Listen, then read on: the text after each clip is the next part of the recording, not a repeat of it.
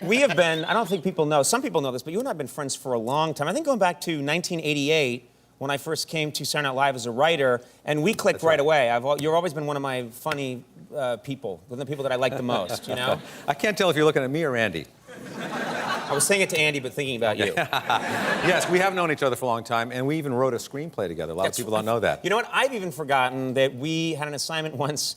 You brought me in with Dana Carvey Robert Smigel. Yep. And the movie was Hans and Franz, The Girly Man Dilemma. Yeah.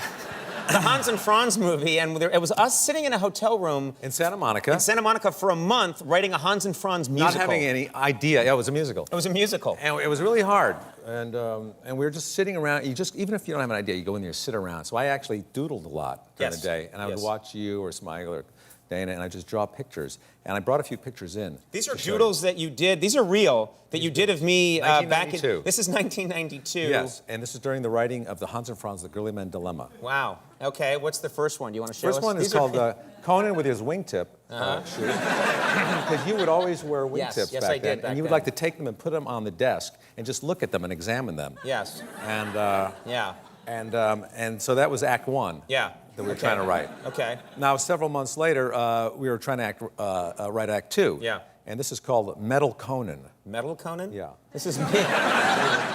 And, these are actually very haunting. It's kind of like... I remembered you doing this. I really do remember you doodling away. Yeah.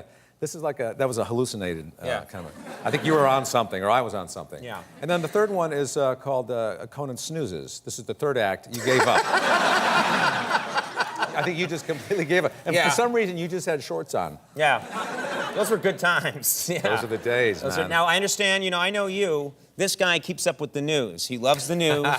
You do. How can you not keep up with the news? Well, I know that it's where you mine your Well, here's what, I don't even like to read the paper anymore because there's so much tragedy. You open it up and you read about these things happening to people and you think, how do they get through life? Right. How do they deal with it? I mean, do they turn to their friends or their faith? And then there's other people that have everything and they don't appreciate it. You know what I mean? I live in Los Angeles. I live like 60 miles from the Santa Monica Mountains. About 8 months ago, they had a lot of fires up there. People lost their homes. It was horrific. And I came outside of my house one morning, and I have a 2010 7 Series Beamer. And there was a very fine film of ash all over it. Mm-hmm. And I thought to myself, why me? Why are these things happening? No, seriously. But you deal with it and you move on. I knew I could have my guy clean it when I was in Hawaii. And by my guy, I mean Andy. But you have things in perspective. That's good. I'm just saying stuff happens. And then there's some stuff that you cannot control. Natural disasters. You read about things. What about these tsunamis with a T? I mean... Yes, that's how it's spelled. These things... Well, that's how strong these waves are. They grab letters from the rest of the alphabet and they pull it in. It should be an S, but they threw the T. They pulled the T in. Hang on. Hang on? Okay.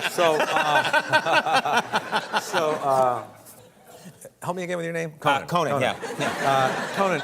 So nobody knows these things are coming, except for the animals. They have like a sixth sense, and they take off the day before, and they escape. They don't tell anybody. They keep it to themselves. But I have a whole newfound respect for animals now. I give them a lot more credit. In fact, now, when I see a dog chasing a car, I too will chase that car. Because you don't know what's going to happen. You don't know what they know. No, that's very wise. Yeah.